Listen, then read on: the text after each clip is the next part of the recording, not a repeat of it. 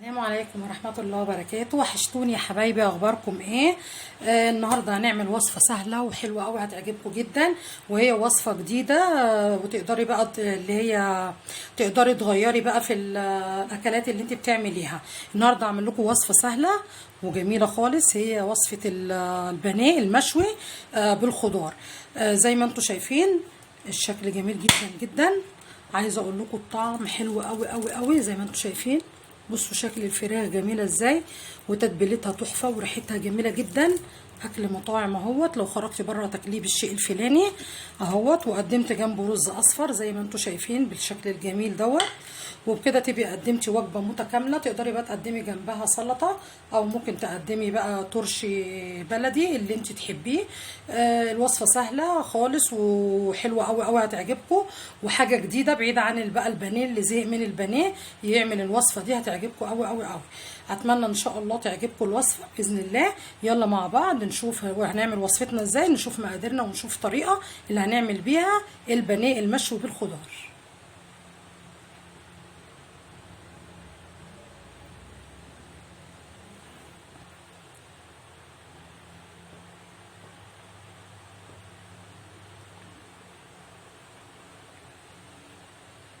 ودي المقادير يا حبايبي اللي هنعمل بيها الفراخ البانيه المشوي النهارده. زي ما انتم شايفين هيبقى معايا نص كيلو بانيه زي ما انتم شايفين. وتقولي للراجل اللي بيقطعه لك سميك زي ما انتم شايفين. بصوا تخين شويه ازاي، وممكن تخليه كمان اتخن من كده. معايا بصل مفروم زي ما انتم شايفين تفرميه ناعم. معايا بقى البهارات والتوابل بتاعتي اللي هحتاجها زي ما انتم شايفين. انا معايا معلقه ملح كبيره، معايا بقى الباقي كله معالق صغيره، معايا معلقه فلفل اسمر، معايا معلقه كزبره ناشفه، معايا معلقه بهارات شوي تجيبيها من العطار قول له عايزه بهارات شوي فراخ. دي معلقه كمون، معلقه بودر توم على بصل. انا خلطهم على بعض، ممكن انت تبقي فصلهم بس انا كده كده بستعملهم فخلطهم على بعض. معايا معلقه معلقه زعتر، معايا دي 7 بهارات، معايا روزماري زي ما انتم شايفين. دي البهارات والتوابل اللي انا هحتاجها للتتبيله بتاعتي خلاص. وزي ما انتم شايفين هيبقى معاكي دبس رمان اهوت زي ما انتم شايفين. ومعايا كمان خل، هحتاج برضو معلقه خل كده كبيره. خلاص يا حبايبي، اول حاجه بقى هنعملها هنيجي بكل البهارات اللي عندي والتوابل اللي عندي ديت كده. هننزل بقى بيها على البصل المفرومه بتاعتي زي ما انتم شايفين اهي. فضيتها كده كلها هنا. وزي ما انتم شايفين هنزل كده بمعلقتين خل كده مليانين. ادي معلقه ودي معلقه كمان، عشان خاطر الخل بيخلي لي طعم التتبيله حلوه قوي زي ما انتم شايفين. وهجيب بقى دبس الرمان وهنزل بقى بيه كده بمعلقه كبيره اهو.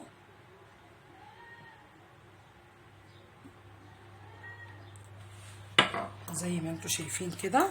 وهقلب بقى كل التتبيله بالبصله دي مع بعض. عايزه اقول لكم الريحه يعني فظيعه. ريحه التتبيله دي حلوه قوي قوي قوي هتعجبكم، ريحتها مميزه وجميله قوي اهي زي ما انتم شايفين. وكده جهزت التتبيله بتاعتي اللي هتبل بيها البانيه اللي انا هشويه. نغير بقى في الاكل للناس بقى اللي زهقت من البانيه كده زيي، بتعمليه بقى بطريقه تانية اهوت. بس بتشويه بيبقى خفيف، وعايزه اقول لكم بيبقى طعم جميل، وهوريه لكم بطريقه جميله هتعجبكم وكلكم ان شاء الله هتعملوها. هنجيب بقى الفراخ بتاعتنا زي ما انتم شايفين اهي، وهنزل بقى بالتتبيله اللي انا عملتها دي كده عليها اهي. انزلي بقى بيها كده كلها وشبعيها بقى. هنقلبها بقى كده كلها كده على الفراخ اهي.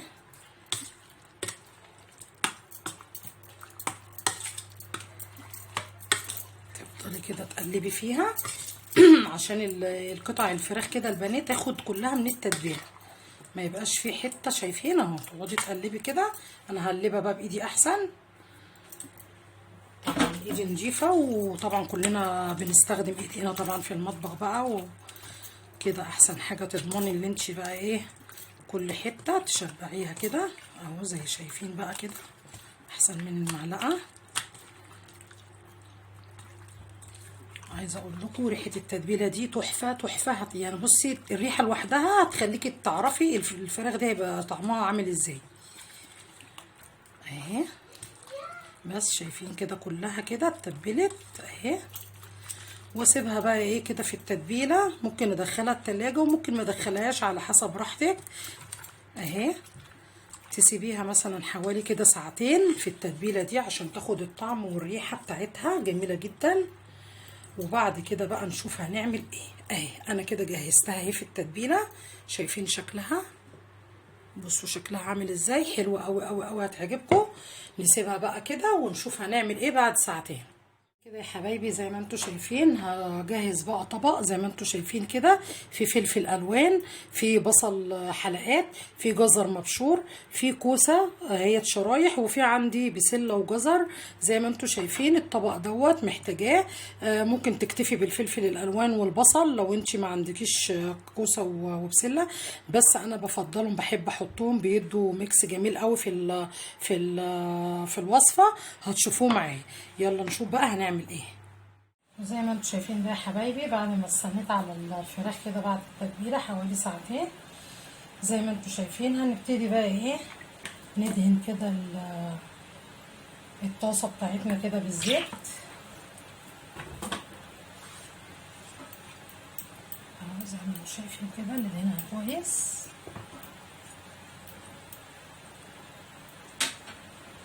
ونستنى عليه كده لما يسخن. مش لازم يا حبايبي لما تيجي تعملي تشوي الفراخ البانيه ديت يكون يا اما جريل يا اما طاسه تيفال زي ما انا عامله كده، وطبعا الجريل بيبقى افضل واحلى، بس انا مش متوفر عندي الجريل دلوقتي.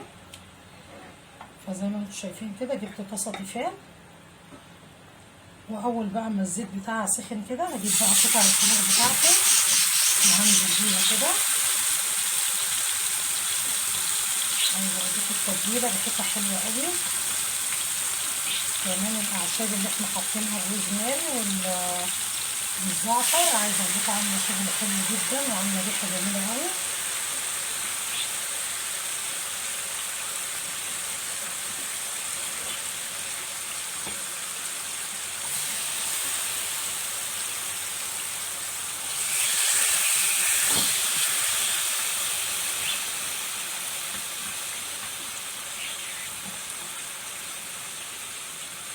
بحط كده التتبيله كده عليها، لو في تتبيلات وقعت منك في الطبق زي ما انتم شايفين كده بحطها كده على قطع الفراخ بتاعتي اهي، واسيبها بقى ايه تشوي بقى معايا كده في الطاسه براحتها. لما الاقيها احمرت واستوت كده من الناحيه التانيه اروح قلبها على طول على الناحيه التانيه. هنسيبها بقى كده لما تستوي ونتابعها لحد ما تحمر من الناحيه اللي تحت. وهي يا حبايبي اهي اول ما احس ان انا كده ابتدى يحمر من تحت اهي هقلبها على الناحيه التانيه اهي. شايفين شكلها جميل ازاي؟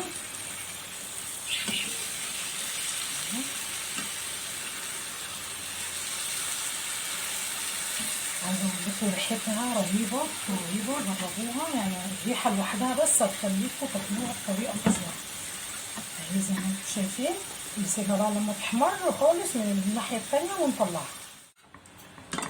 شايفين بصوا لونها وجمالها، عايزه اقول لكم ريحتها تحفه، وهي بتشوي كده ريحتها طالعه حلوه قوي. هنبتدي بقى نطلعها كده بقى في الطبق.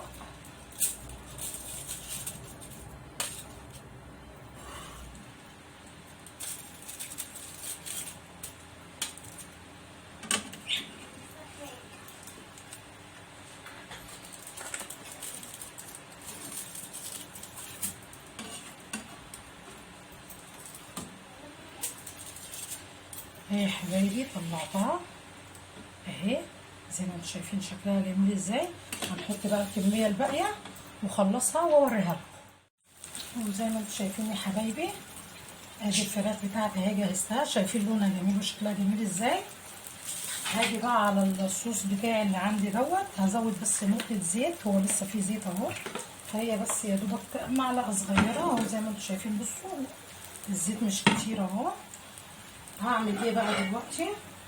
هبتدي زي ما انتم شايفين الخضار بقى بتاعي اللي انا قلت لكم عليه، الفلفل الالوان، البسله بالجزر، الكوسه، الجزر المبشور، حلقات البصل، كل ده هنزل بيه في نفس الخليط اللي انا عملت فيه الفراخ المشويه اللي هي البانيه المشوي.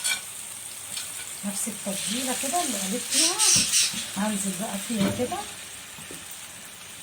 بمجموعه الخضار اللي عندي ده. زي ما انتم شايفين حلو قوي، شايفين لونه جميل ازاي، شكله تحفه ويفتح النفس زي ما انتم شايفين. وكمان عندي جزء من التتبيله اللي هي فضلت من الفراخ هحطها عليهم مش هرميهم اهو زي ما انتم شايفين اهو.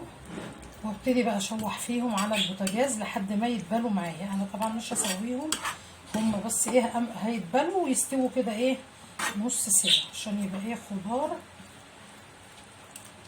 في نفس التتبيله الجميله دي والريحه والطعم ده كده. وايه واسويه كده على البخار وفي الزيت البسيط ده كده واسيبه بقى كده يستوي واوريكم هنعمل ايه بعد كده. واول ما ابتدى يغلى اهو يا حبايبي معايا هنزل بقى عليه كده بمعلقتين ملح صغيرين زي ما انتم شايفين،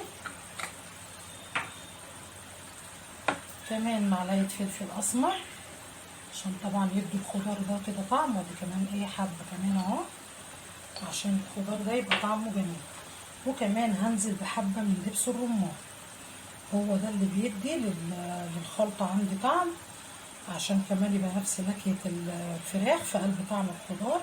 عايزه اقول لكم بتبقى حلوه قوي زي ما انتم شايفين حوالي معلقه.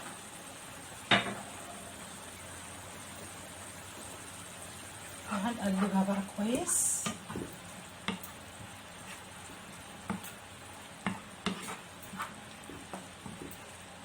ونسيبها تستوي على البوتاجاز زي ما قلت لكم، بس مش هنسيبها تستوي قوي يعني احنا بنشوحها كده زي الخضار السوتيه اللي هو بيبقى ايه نص سوا اهو. ونسيبها بقى كده تستوي براحتها ولما تستوي هقدمها لكم. زي ما انتم شايفين يا حبايبي ادي الخضار بتاعي اهو، شايفين يعني سويته كده نص سوا بحيث ان هو لما يتاكل هيبقى طعمه جميل جدا زي ما انتم شايفين لونه وشكله طعمه جميل قوي.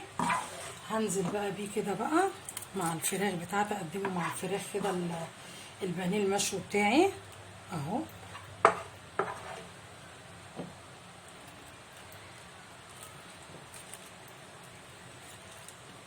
نوسع كده، عايزه اقول لكم طعمه جميل جدا جدا. جربوا بقى الوصفه دي كده، اكله مطاعم جربوها تعجبكم جدا وتغيير للي زهق بقى من البانيه ومش عارف يعملوا بطريقه ازاي اهيت يعملوا بطريقه المطاعم دي حلوه قوي. بيقدموا بره في المطاعم بنفس الطريقه بنفس الشكل ده اهو.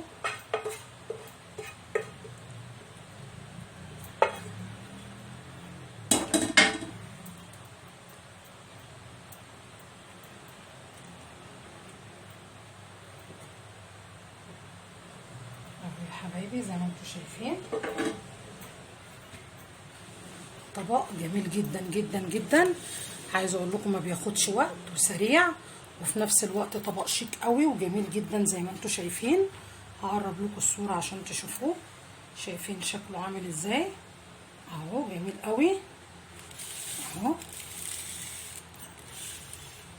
تقدري بقى كمان تقدمي الرز، قدمت جنبه رز اصفر زي ما انتم شايفين بالشكل الجميل دوت. وبكده تبقي عملتي وجبه سريعه وجميله زي اكل المطاعم بالظبط، وعملتيه في البيت بقى ولا خرجتي ولا حاجه، بس عملتي اكل بالظبط زي بتاع المطاعم شيك قوي وجميل جدا والطعم هيعجبكم كمان السوا بتاعه زي ما انتم شايفين اهو.